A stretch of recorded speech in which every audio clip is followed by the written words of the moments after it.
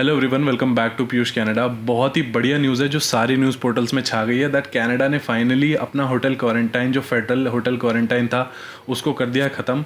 अभी देखते हैं ये क्या है, कैसे है। कुछ भी रेपिटेटिव इन्फॉर्मेशन नहीं दूंगा, सिर्फ एक जो डॉक्यूमेंट कनाडा ने रिलीज़ किया इसको अनाउंस करने के लिए, उसको गो थ्रू करेंगे। डॉक्यूमेंट का लिंक मैं डिस्क्रिप्शन में डाल दूंगा, आप अपनी पेज पे पढ़ना चाहते हो तो आप पढ़ सकते हो।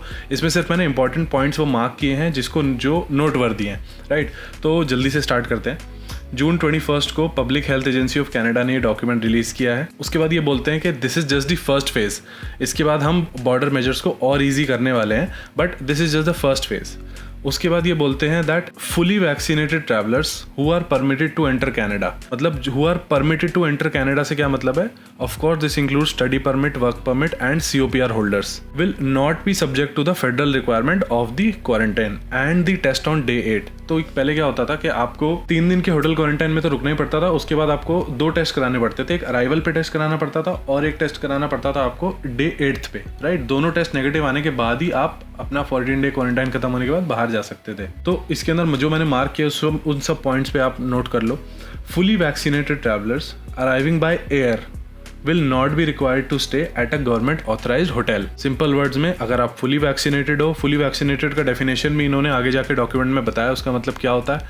अगर आप फुली वैक्सीनेटेड हो और आप एयर से आ रहे हो तो आपको गवर्नमेंट ऑथराइज होटल में स्टे करने की जरूरत नहीं है। थोड़ा डिटेल में आगे बताया है दैट फुली वैक्सीनेटेड मीन्स आपको सेकेंड डोज लगे हुए एटलीस्ट 14 डेज हो गए हैं, राइट। 14 डेज हो जाएंगे, उसके बाद ही आप फुली वैक्सीनेटेड माने जाओगे। वेरी इंपॉर्टेंटली, जैसा कि सब लोग डिस्कस कर ही रहे हैं, that Covishield is the only Indian vaccine that has been approved as of now in Canada, right. AstraZeneca, जो कि इंडिया में कोविशील्ड के नाम से लगाई जा रही है। उसके बाद travellers can receive there vaccine in any country, आप किसी भी कंट्री में अपनी वैक्सीन लगवा सकते हो।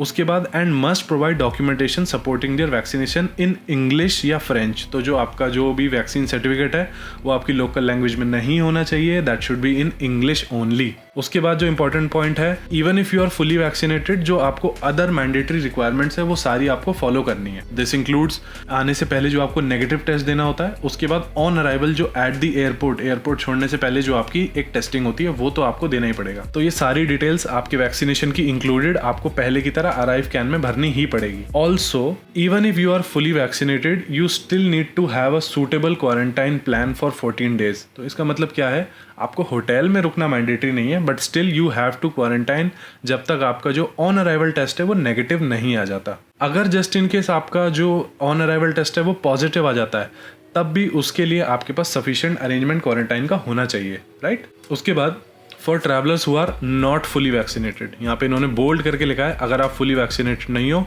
There are no changes, simple as that. अगर आपको वैक्सीन नहीं लगी है, अगर आपकी सेकेंड डोज लगे हुए 14 डेज कंप्लीट नहीं हुए हैं, तो देर आर नो चेंजेस। जैसा अभी चल रहा है वैसा चलता रहेगा। 3 डेज प्लस 11 डेज आपको पहले क्वारंटाइन करना पड़ेगा। जैसा कि इन्होंने लिखा है, unvaccinated air travellers must also book a 3 night stay at a government authorised hotel before their departure to Canada. Courts में कुछ भी ऐसा इंपॉर्टेंट नहीं है। उसके बाद आ जाते हैं हम क्विक फैक्ट्स में। क्विक फैक्ट्स में बेसिकली इन्होंने इस डॉक्यूमेंट को समराइज किया है।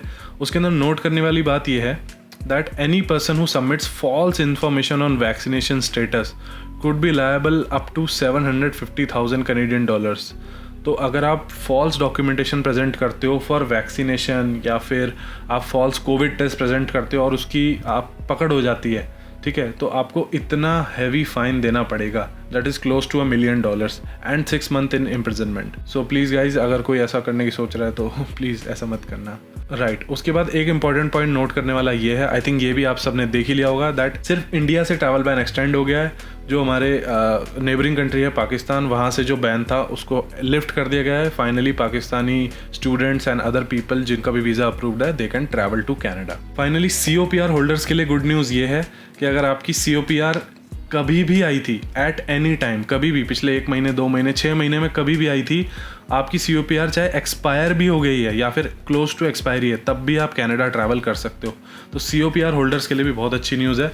That's it, that was the document. अगर आप डॉक्यूमेंट पढ़ना चाहते हो, मैं लिंक डिस्क्रिप्शन में डाल दूंगा। आई डोंट थिंक इसके ऊपर बहुत ज़्यादा डिटेल्ड वीडियो की ज़रूरत है, क्योंकि सब कुछ बहुत क्लियरली मेंशन्ड है डॉक्यूमेंट के अंदर। आप अपना टाइम लेके डॉक्यूमेंट ज़रूर पढ़ो। इंस्टेंटली मैंने वीडियो नहीं बनाया डॉक्यूमेंट आते ही, बिकॉज इतनी इंपॉर्टेंट इन्फॉर्मेशन के लिए थोड़ा वेरिफिकेशन, थोड़ा सा स्टडी ज़रूरी है, राइट। वीडियो देखने के लिए थैंक यू सो मच। कुछ भी क्वेश्चंस है कमेंट्स में डालो, मैं कोशिश करूँगा सबका रिप्लाई करूँ। इंस्टाग्राम पे जो भी लोग मैसेज करते हैं प्लीज़ डायरेक्टली अपना मैसेज भेजा करो। हाय हेलो का मेरे रिस्पॉन्स का मत वेट किया करो, आप डायरेक्टली प्लीज़ अपना क्वेश्चन भेजा करो। Thank you so much, bye bye, see you in the next video.